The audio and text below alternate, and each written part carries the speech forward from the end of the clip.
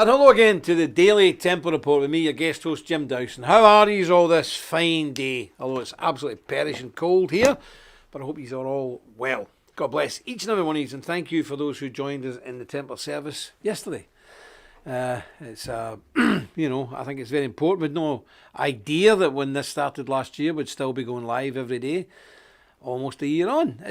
Sometimes it can be a bit of a grind because we've got so much other stuff to do, but I wouldn't miss it for the world because I think I'm drawing energy from you, and I hope you draw some energy from these shows. I hope so anyway. So that's how we're going to look at it. Now, let's have a wee look. Oh yes. Now, today we've got some good stories and a terrible film coming out of Canada of all places. But in the meantime, let us start off with a wee bit of scripture. It's from Proverbs, verse 27, verse 17. Iron sharpeneth iron, so a man sharpeneth the countenance of his friend. Deep that, deep, needs to be thought about. But you won't go far wrong reading Proverbs, so make sure your head's in it every single day. And we know the Lord will add his blessing to this, the reading of his, public reading of his infallible, inspired and inerrant word. Amen and amen. Okay, what have I got here? Who have I got? My teeth are giving me absolute jip, folks. I'm supposed to be getting one of them screw-ins, but with this lockdown, can't get it, so I've got a wally in. Wife knocked it out, yes. Sadly, it was not done in some heroic battle to save an old pensioner from a thug. It was done because my wife gave me a chocolate bar with hazelnuts in it and didn't tell me. So I snapped my tooth right down to the root, so I couldn't even get a cap or nothing. Oh, women, you've got to watch them. I've warned you all before. So, Ewan Eggerstrom, God bless you. Christopher Strid, good evening. How are you? EMS Rejuvenation, Mr. Machocha, how are you? Antonio Rebello, God bless you. Edward Tobler, how you doing up there in Virginia? Tim Schroeder, Tim, how you doing, matey? It's still trucking. Do you know the first record I bought was Convoy? Do you remember that? Convoy. It was great. That Mike freaking how you doing? Nice to see you. He's in Alberta, Canada. It'll be snowy up there. Tim's there. Alexander, who did I see there? Wes Stover, how you doing? Alexander Rabin. Yeah, is that a new name? Don't remember that name. Rabon? Don't know. You're welcome anyway. If you're new or if I'm just going daft, you're welcome anyway. Philip Milne, how you doing, Philip? Don't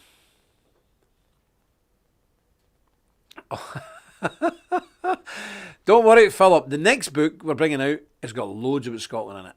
Do you think I'd let us down, brother? Don't you think of that for a minute.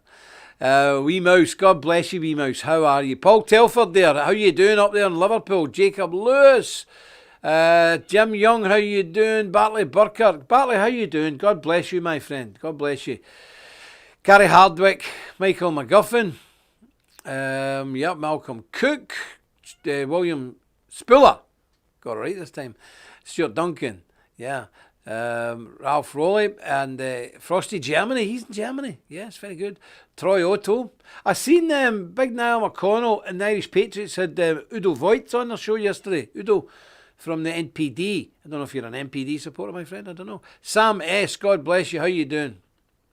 And Brian Payton, John Monkman, Tara Temple. How you doing, Tara? Mr. Johansson. Nice to see you. Colette Whitney.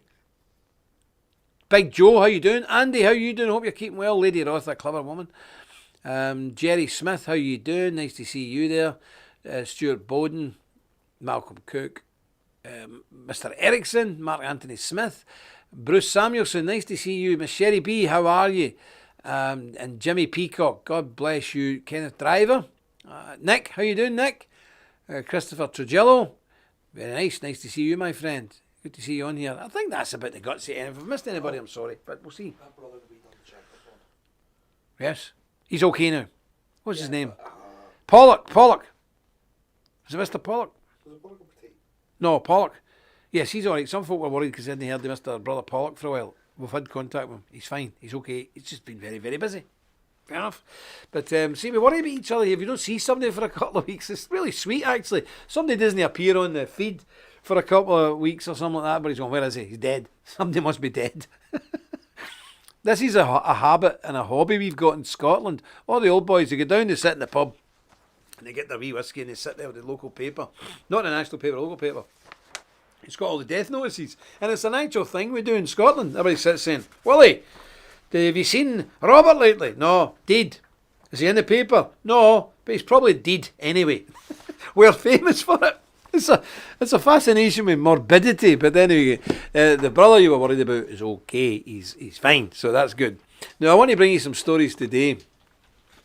Aye, we don't say dead, we say deed. D-E-E-D. And a dog is a Doug. D-U-G. And I notice sometimes I slip into colloquialisms, I slip into my own accent, and I'm sure people must think sometimes, what on earth is that man saying? I tend to do it more on the sermons. I listen to one of my own. I never listen to myself because it's quite embarrassing actually, and you realise just how stupid you look sometimes. But for the other day, for some reason, I had to listen to one to get a wee bit of a point that I had to make sure I was right on. And I was watching myself, like this, oh no. And I don't really watch, I was just listening. And I heard myself slip into broad Scots, and I thought, good gracious, there's people in Canada and Australia and America be thinking, is this man speaking tongues? What's he saying? Crazy stuff. But there we go, so we'll wait and see. Yeah, the Scottish accent's nice. Yeah, it is nice. It's just unfannable sometimes, you know. But I don't mind it. And I hope I don't confuse you too much. Right, I want to bring out a story here. We've got a couple of stories. I'll read this story first, then I'm going to show you a film in a wee bit. But that's what we're doing. We're advertising this book, the reprint. It's got a red thing in the corner here. It's got 20 new pages and a new foreword. So it is out. It's out, you can get it. So we're doing that. So it's a reprint, it's got a new foreword, all the spelling mistakes, all the typos fixed. And it's got 20 new pages altogether and about 10 new pictures in it at the back. It's quite exciting. There it's there. Brother's going to throw a picture up for you. And that's out now. We've got them all. And we've got tons of them. And I say tons, I mean tons of these things. So... and then we'll be bringing out the new book, but that's the latest. This is the latest edition of that. So if you want to go one of them, I think you can see it there. It's all done, and there you go. It's a good book. We're going to read a wee bit of this later on today. So there we go. Okay, this is coming out of America, from Stanford. A new study compiled by experts from Stanford University. And let's be honest, Stanford ain't known as a right-wing hotbed, is it? So it's not as if some... what do they call us? Gammon has made this up. This is from Stanford University. But it's found that the severe lockdown restrictions, such as stay-at-home orders and closures of businesses, have no clear, significant benefits in preventing the spread of COVID-19 and may, in fact, increase the infection rates. Is that not what Mr. Griffin was saying months ago? If you lock a load of people in a house together, guess what's going to happen? As to whether the spring lockdown of 2020 brought infection rates down, the study wrote, there is no evidence that more restrictive non-pharmaceutical interventions, lockdowns, contributed substantially to bending the curve of new cases in England, France, Germany, Italy, Iran, Netherlands, Spain, or the United States in early 2000. Yeah, I'll tell you why the rate went down in the spring, because that's what happens to flus and viruses. They disappear in the good weather. What's wrong with these people? You don't need a professor to tell you this. Come and ask me. Come and ask my dog. I would tell you. The authors admitted that whilst modest decreases in daily growth could be excluded in a few countries, the possibility of large decreases in daily growth due to this thing, whatever it is, this lockdown stuff, is incompatible with the accumulated data. In 12 out of 16 comparisons, the opposite was in fact true, with lockdowns resulting in increased daily growth in these cases. That's 12 out of 16.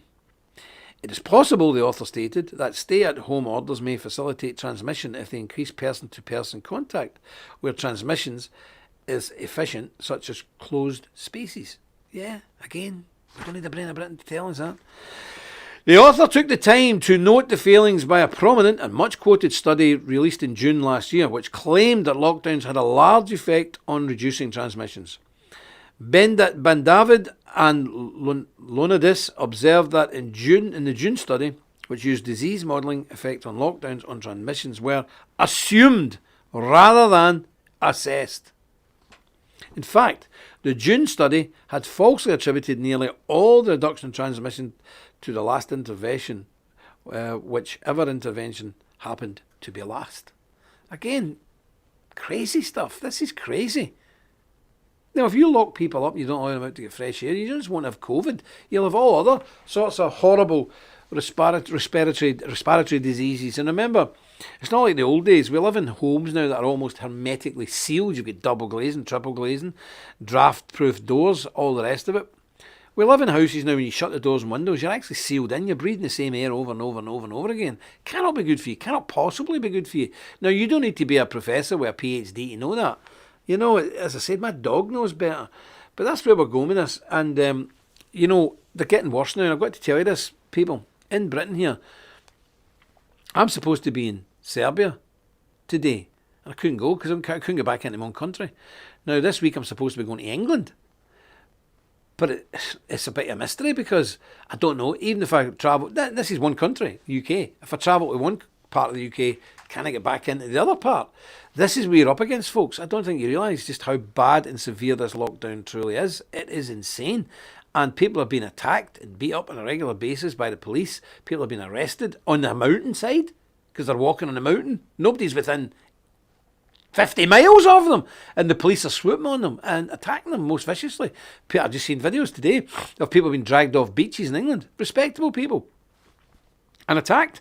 But there's an awful stupid thing going on as well. Now, don't fall into this. I'm talking mainly here to the British people, because there's this horrible stupidity, mainly peddled by, what's the name of that? Griffin, will help me here.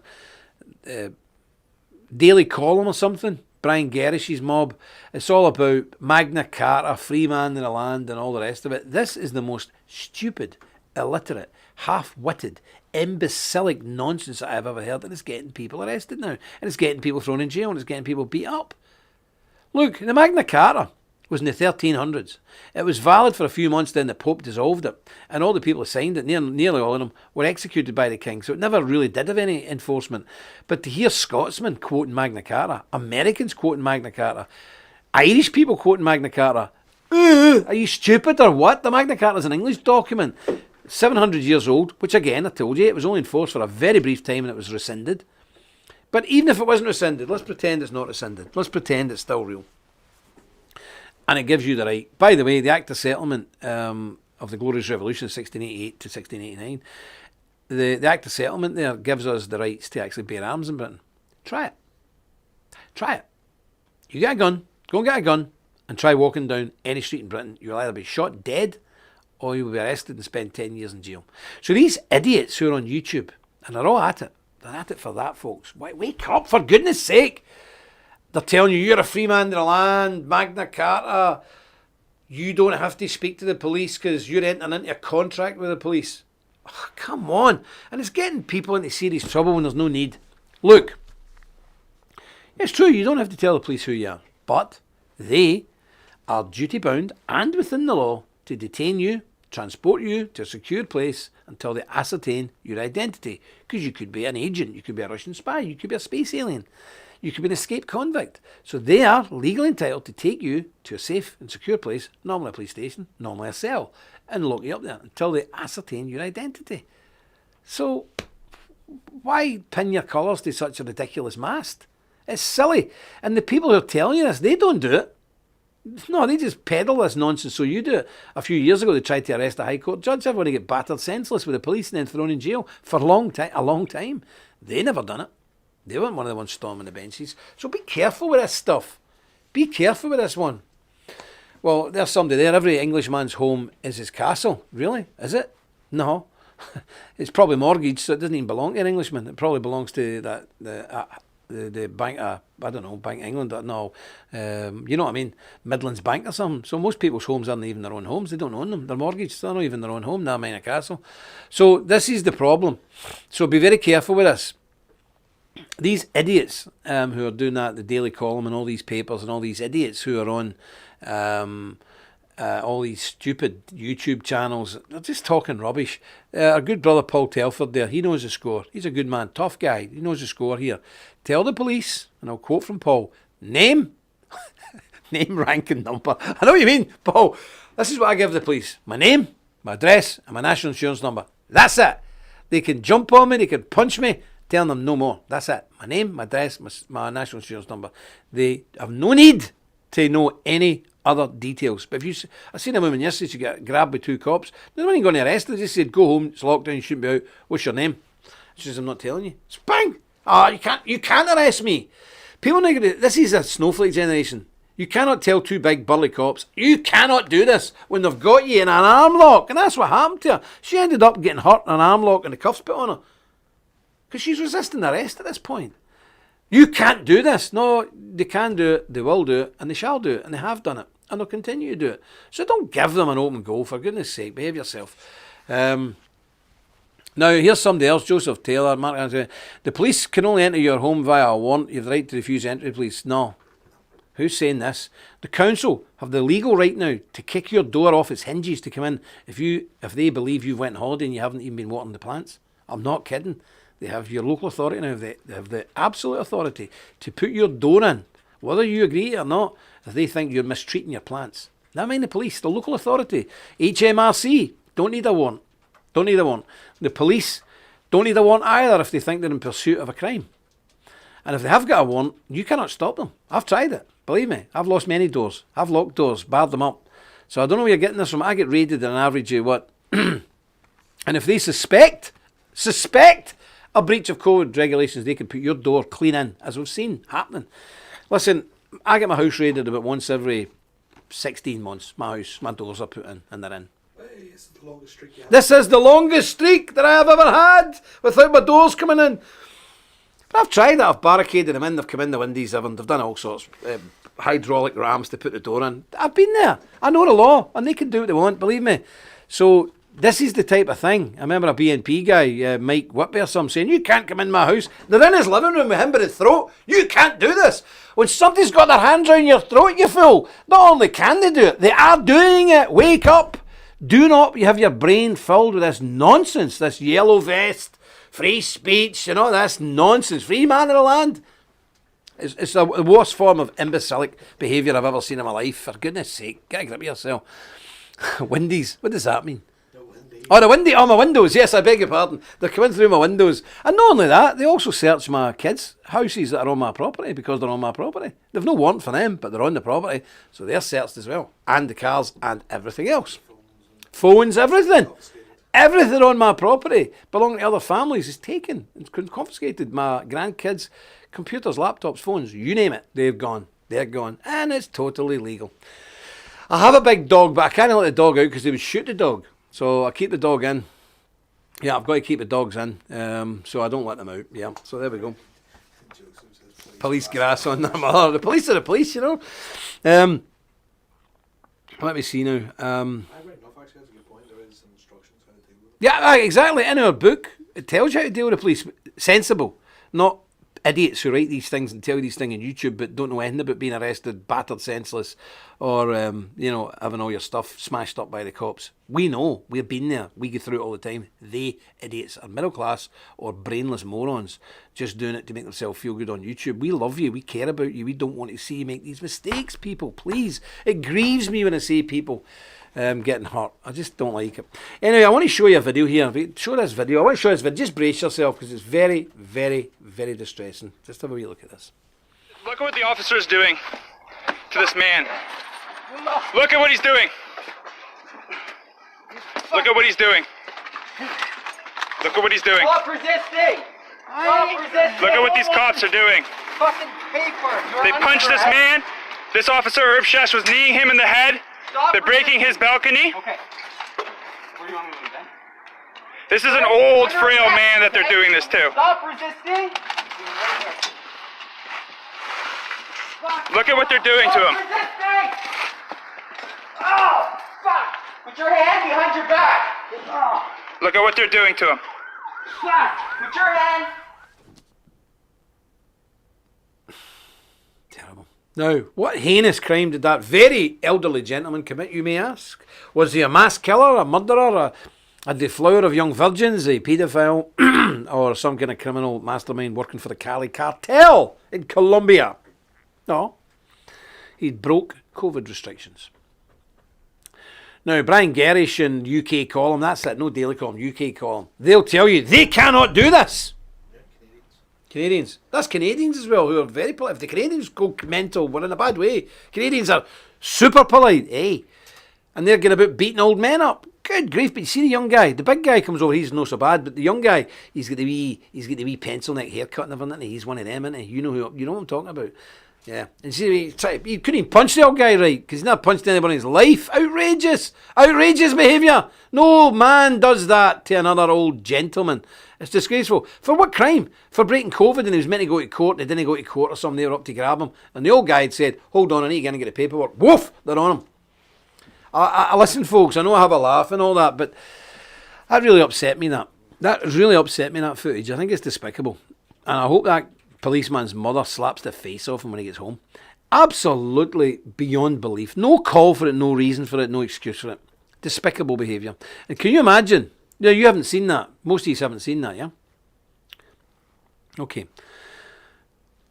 Just imagine if that old guy's skin was a different colour. Not only would you have seen it, you'd be fed up looking at it because it'd be on every single news bulletin. Am I right? Am I right? It'd be wall to wall. CNN. ABC, BBC, Channel 4, Al Jazeera, everywhere. New York Times, Boston Globe. You know it and I know it. It would be everywhere. You wouldn't be able to put a switch of television on without that coming at your face. Every commentator would be talking about it. You know, it'd be on every chat show. It would be the main topic of conversation the last 3 or 4 days. But because it's just one of our old guys, doesn't matter. So it's Gulf Police Department. Yep. And that's meant to be the 10th safest city in Canada. Now, as a safe city, you can go down the slums and the ghetto and the hood. You'll be fine. If you go into the police station, you could have your jaw broken. So stay away from the cops in that town. They're out of control. But listen, if that's what, as Templar Guard says there, if that's what they do over COVID, think what they'll do and other things. You know, imagine if you dare refuse to take the jag, what are they going to do to you? Honestly, I'm asking you a question. What do you think they're going to do to you? So this kind of nonsense, people saying, well, they can't do that. Well, they can do it, and they are doing it. You've just seen them doing it to an old man. What are they going to do to you? Or me? You know, it says scary stuff. It's really terrifying. We need to gird our loins for the fight that's coming. I'll tell you something, my dad's dead, God rest him. See, if anybody had done that to my father, I'd be in jail for the rest of my life, because I would not tolerate that being done to my father. That's it. I just wouldn't tolerate it. Okay, I want to bring another story out of Britain. A police chief... that's a good point. The police's motto is to serve and defend. Yeah, but serve and protect. Yeah, they're right. It's to serve and protect the elites against the people. That's where we're going with this. Yeah, Napoleon. Shaul na Erin Kaulad. No, that's a good friend of mine. This is a great man who's now entered the room. He's a wee fella like myself, but he's on the ball. He's dynamic. I like this man a lot because he gets the job done. Has he been to university? No, he hasn't. That's why he gets the job done. He's like me. He's a great fella, and he lives away out in the bogs, the wilds of Northern Ireland and Ulster. And if you want something done, that's the man to see. This man doesn't come to you with problems. He comes to you with solutions, and he's a very, very good friend of mine. You're welcome, brother. And I've still got your whiskey here. Oh yes, I'm going to wait till you come down, and we'll have a wee dram together, dear brother. Good stuff. Now, a British police chief has lamented the fact that her leadership team is white. Terrible, eh? Imagine that. In Britain, having white people in your leadership, it's awful. Saying it is not okay that we look like we do. If you look at the chief officer group of this constabulary, we are half female and have all sorts of other diverse characteristics. I wonder what. But we're all white, said Chief Constable Olivia Pinkney. I think her name should be Pinky. She says, I'm really aware of that, and so I'm doing what I can to mitigate in the short term. I have a very detailed plan. Oh no, she's going to black half of them up, isn't she? She's going to black them up. But she's going to try and shift the balance, she vowed. Nothing about people getting there through merit. No, she's just going to sack half the people there and replace them with people of ethnic origin. She said, it's not okay that we look like we do across the UK policing. I know my colleagues and I are determined to shift that. Chief Constable Pinkney's remarks followed the dismissal of several officers from the Serious Organised Crime Unit on the force for making politically incorrect comments at work. Wow. Have you got a picture of this woman? I won't be able to bring No. screen, but the ratio's even still off. It's 5 females to 3. 5 females to 3. Obviously can't count, she says it's 50-50 men and women. No, there's 5 women and 3 men. So women are doubly represented. Speaking of which, is all chief constables have to have a funny name? I know. Well, not only a funny name, I can see her from here. Listen, folks, I don't want to say too much because you know what I mean. But she's got very short hair. You're chief constable. Yeah, very short hair. And then who's Yeah, I can just imagine. She's probably got a, what do you call it, one of them lumberjack shirts as well, I'm sure of it. The toxic group were bugged. This is the boys that were sacked. The toxic there, seemingly now, the toxic group were bugged after a complaint about them having sang Buffalo Soldier by Bob Marley to black colleagues, Solomon Korotangi, and to have referred to the part of the officer, what? Part of the officer PC gang is shared with another black officer as the African corner. Buffalo Soldier. I sing that. I like it. I've got a Bob Marley. There you go. I'm exposed for the world to see. I like Bob Marley. And I have a Bob Marley album. I mean an album, a big round one in the old days. You put a needle on it. I've got one. When I left school, I went to Brixton. And that album was just coming out at the time. Aye, that's right, Sam. She's got the same skill in mathematics as Diane Abbott.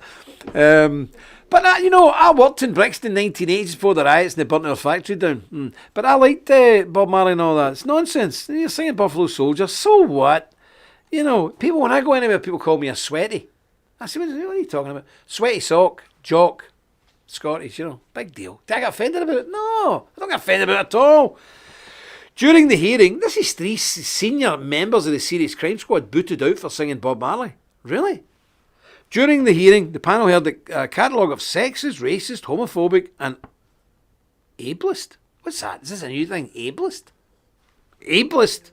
Yep. Don't know, look it up. I don't know what it means. Ableist language and commentary that has rightly shocked us all and understandably left people with many questions about how this has been allowed to happen. Chief Constable Pinkney said after a tribunal decided the men's fate. Disability bashing. Oh, Able-bodied. Oh, goodness sake. Right, okay. She said police have never before been under so much appropriate scrutiny to ensure an inclusive environment for all our officers and staff to flourish and bring their best, she added. What a wonderful woman. Sorry, correction on that. Ableist. What is ableist? Ableist is not What is a it? reference to a disability at all. It's more like Oh, it's like calling somebody a moron, a retard, or an idiot. that's ableist. That's ableist. Yeah. I do that all the time. I'm always running about here shouting, you're an idiot. Guilty. When you come to get me, officers? I'm always calling people, even in, yes, we're Templars and yes, we're supposed to be, but I'm a fired up, mad Scotch Irishman.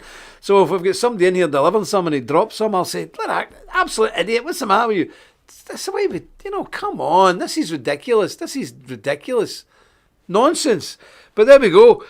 These people are now living in a regime of terror. Now, if this woman is really in favour of absolute diversity and absolute equality and fairness, why can you not join the police if you were ever a member of the British National Party, a legally registered, successful party with many, many elected representatives who have never been convicted of any acts of violence and have never called for violence? How is that? And if you want to be really fair in the diversity stakes, why have we no neo-Nazis? Why have we no skinheads in the police? You can't join. You can't join if you've got... Do you know you can't even join the British Army now if you've got a Union Jack with I Love Britain or I'm British and Proud? You cannot join the British Army or the police. However, if you've got like an IRA slogan or a Mujahideen slogan or an ISIS slogan, yep, you can join the police. I'm not joking. I wish I was. That's how crazy we became. So, I mean... Where do we go with this? Where do we stop with all this? But these people are not joking now. They're coming around your house and beating you up. Even if you're old. Well, normally you could say what you want. I was looking forward to old age because you could say what you want, can't you? No, oh, he's old, leave him be. No, they'll come around and bash your head in. That's my old age ruined. I was looking forward to the day, the old guys who go down the street with a stick. Oh, it wasn't like this in my day. Blah, blah, blah, blah, blah. And say anything inappropriate. And everybody went, oh... Look at old Jimmy, 72, he's always mad. No, the police are going to bash you. They're coming to bash you and then lock you up. So, that's my retirement shelved. Right, I want to read a wee bit of this before we go today. Remember, we'll put another wee link. Have we got a wee link up for that book again? Is it up there? There it's there. The link's up for the book, the new edition with the 20 pages and the new forward. It's quite extensive. So there we go. Let me see. I've kept a marker here. Where did it go? I had a marker here. Oh, that's there. Right, I want to read a wee bit here today. I think I'm reading from...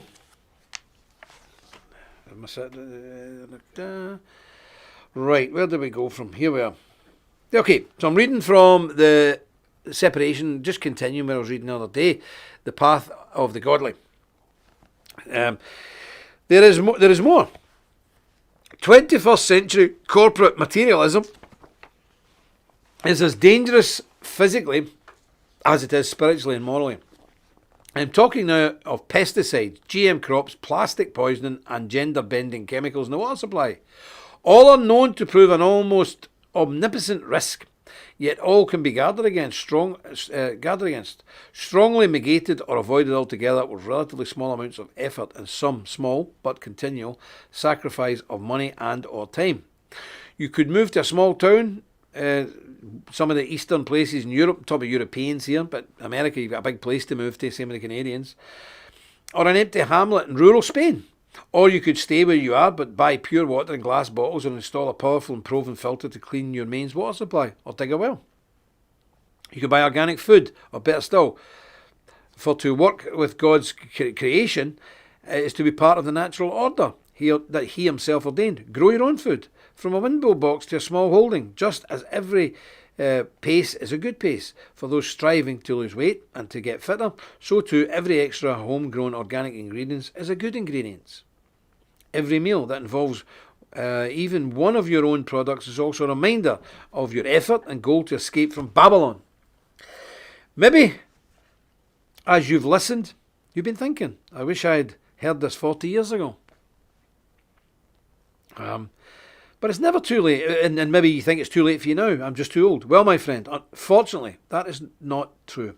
You're never too old to take action that will make a difference and echo through the years, even after your earthly body has returned to the dust. Maybe you have grandchildren. Then, even if their parents are not ready for the full radicalisation of this separation message, their children are your key opportunities and your responsibility. Take them out to the country. Tell them about their ancestors who built it. Show them how to build an overnight shelter in the woods and light a fire, and teach them some of the old songs and prayers that your grandfathers knew. Even if you can only give them a glimpse and a little snippet of a healthier moral life, you at least gave them a chance, which is more than they will get if you fail to take any action. Wise, wise words. And you know, a lot of people, I'll just mark that where I finished because I'll forget tomorrow. Okay, finish there. You know, many people have lost all connection with the country. You know, I was taught how to make a fire, how to catch rabbits, how to set traps, how to dig pits so men would fall in and put spikes in them so you would damage them. Because we were always training for some kind of Russian invasion when I was a kid. So we trained in the countryside how to grow food, how to catch food, how to make booby traps, how to put branches down and put traps there to bring up small animals. We knew how to do all that in the 60s and 70s. Young folk now only know how to go to the mall and go home again, and even then it's an ordeal for them having to leave their bedroom and their Game Boy. It's an ordeal for them. So we're really in a bad way. And listen, it's up to us. There's no competition. It's up to us to try and impart this knowledge to them. And let me tell you, here's a surprise. You ain't too old. And kids like it. A few hours of whinging and moaning. Yeah, you got to put up with that. But once you get them into the country and you're showing them things, cool things, how to catch animals, that they love it. And it's very important to teach young kids, you know, the whole thing about killing your food, because people are so squeamish now, it's beyond belief. You know, I remember going through the basic tests in the army. They gave us all like a chicken, and it was a live chicken. They said, there you go, what are you going to do with that? And everybody's looking at it with this guy who's from this really rough part of Glasgow, and he says, we're going to eat it. Said, how do you sort this out? It's a real chicken, live, fully grown, breathing chicken. And he said, well, what do you think? And this guy just said, I said, I don't know, I have no idea. But this guy just said, I know, and bit its head off. So, but let me tell you, after 3 or 4 days out in the field, every human being resorts back to type. No problem at all. No problem whatsoever. You'll skin a rabbit, gut it, do all what you need to do it, no problem. But most people now are so wary of this kind of thing, it's pathetic. So we have to get the young kids through that. And there used to be a thing where you took your teenage son out to shoot and all that and hunt and to blood him, and you put the blood down his face. I'd done that with my son in Spain with a wild boar. it was hauled up my tree and gutted it, never dropped. Oh, a big mess, you know. But anyway, the blood was put in his face and that, and he come home, and his mother nearly had a heart attack and beat me up. But, you know, that was my son bloodied. And I've got another son now, and he'll be going through the same, I can assure you. That's what we need to do. We're men. And our women folk are women folk, and they know the score. And let me tell you something, nowadays women are tougher than men, and that's disgraceful, gentlemen. So we have to get back to normality here, and you can do it. And see if you've got hair going grey like mine. No better person, whether you're a man or woman, you've it in there. All right, we don't have it in the legs anymore, but we've got it in there. So we are on the ball with this, my fellow oldies. This is our job. Do you know that? This is our actual job now. We can't run for a bus anymore, but we can do this. We can do this. Yeah. So let's do it. We're important people in society. We're the elders, and don't forget that. An elder is a very respectable and much loved person, or at least should be. Right, that's all from me, folks. God bless all yous. Yeah, there's a guy there, Bruce. I was hunting with my dad at 5 for real. Yeah, quite believe it. A lot of Americans are like that, Canadians and all that. Do boars climb trees? No, but dead ones do. We hoisted up the tree. Huge things in Spain. Boars, vicious big things. But yeah, what you do is you get it and you hang it up over a... what do you call these things that I don't like? Olives. You string it up on the olive tree and get it hanging up, then you can gut it and let it hang for a wee while. So that's how you do it. But that's what things got to be done. So hunting people, you know what you're doing, but most city people now, they don't even understand. People don't even know that what they're eating in a plate of chicken is connected to that thinking about, I've got chickens. My son keeps chickens. And it's a wonderful thing to see a young boy looking after his birds and taking the time, getting up at the crack of dawn on a cold morning, feeding them, watering them and all the rest of it. It's very healthy and very moral. It's very good. You're persuading me to get an air rifle. Oh, aye, so it is. Well, an air rifle, we can't get them in Northern Ireland. We're banned for having anything. We can't allow them. But I had an air rifle for many years. Unless you've got a firearms license, which... It's not really going to happen for me anyway.